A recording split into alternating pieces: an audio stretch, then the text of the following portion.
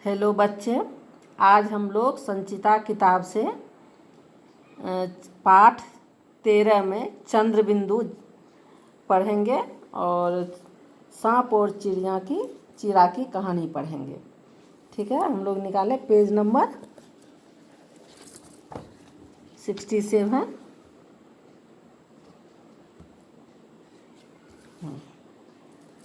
यहाँ देखिए, ये जो है चंद्र बिंदु का मात्रा इस तरह लगता है।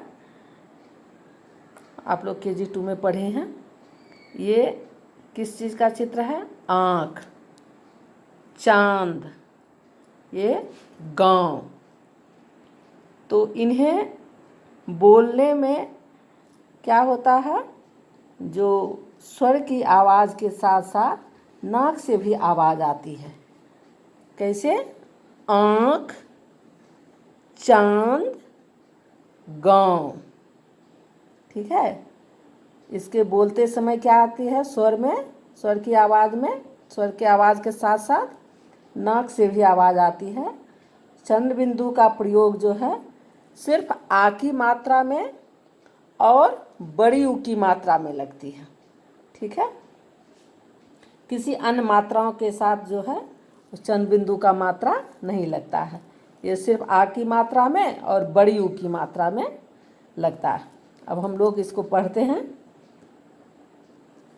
यहाँ पर आ की मात्रा के ऊपर चंद्र बिंदु है आँख। यहाँ च में आ की मात्रा, चंद्र बिंदु है चांद। गौ में आ की मात्रा है, चंद्र बिंदु और वो गांव। यहाँ है हंसना, फंसना, धंसना, टाँकना, मांगना, हाँफना, आंचल, आंगन, सांभर। ये सभी आ की मात्रा वाले में चंद्र बिंदु लगे हुए हैं। अब यहाँ बोलिए और अंतर समझिए। यहाँ देखिए, प में आ की मात्रा है, वह है, चंद्र बिंदु नहीं है, तो इसको पढ़ेंगे पाव। और यहाँ प में आ की मात्रा वह है, लेकिन चंद्र बिंदु दे दिया है, तो पाँव, पाव, पाँव। इसको क्या हो रहा है? स्वर के साथ नाक से भी आवाज़ हो रही है। ठीक है, सास, सांस, पूछ, पूछ, कहा, कहाँ। तो बिना चंद्र बिंदु और चंद्र बिंदु में अंतर समझ गए। अब हम लोग पाठ पढ़ते हैं। सांप और चीरा। ये कहानी जो है सांप और चीरा की कहानी है। इस कहानी को मैं पहले संक्षेप में सुना देती हूँ, उसके बाद पाठ को हम लोग इसको पढ़ेंगे। पहले इसको कहानी आप लोग संक्षेप में सुन लीजिए, क्या है कहानी। नदी के किनारे एक पेड़ पर चिड़ा और चिड़िया रहते थे और उसी पेड़ के नीचे एक बिल में काला सांप जो है वो रहता था। एक बार चिड़िया ने 5 अंडे दिए। एक दिन सांप पेड़ पर चढ़कर घोंसले में से अंडे को उठाने ही वाला था कि चिड़िया वहाँ आ गए और सांप वहाँ से भाग गया। स्वाभाविक है, जब चिड़िया आएगा तो सांप वहाँ से भाग जाएगा। परंतु चिड़िया और चिड़ा अंडों से बच्चे निकलने तक परेशान और चिंतित रहते थे। उनको डर हो गया जो सांप कभी आके मेरे अंडे को खा लेगा। तो वे चिंतित रहने लगे, जो जब तक ये अंडे से चिड़िया नहीं निकल जाते हैं, उड़ने के लायक नहीं हो जाता है, तब तक क्या करेंगे। तो एक दिन क्या हुआ,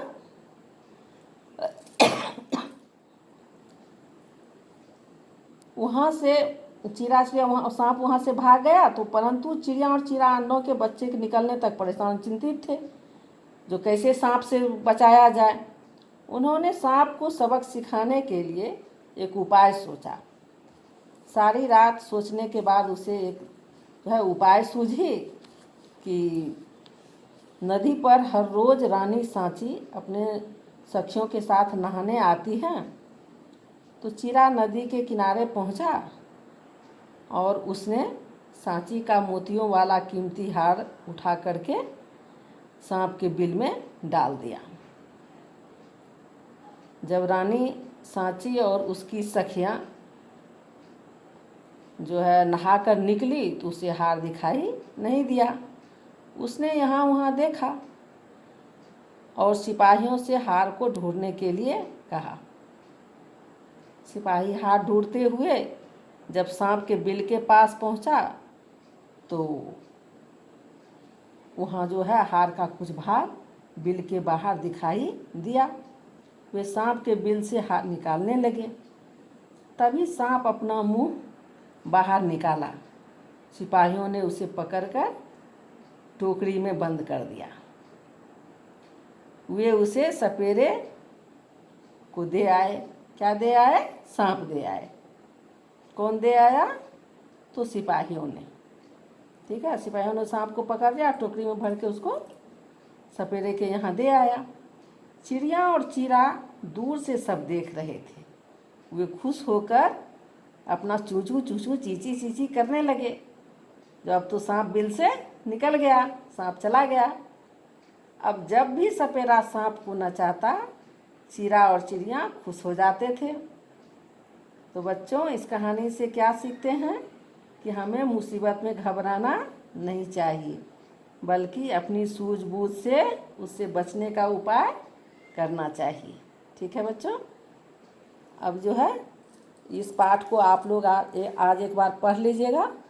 मैं कल इसको फिर पढ़ाऊँगी। धन्यवाद बच्चों। God bless you.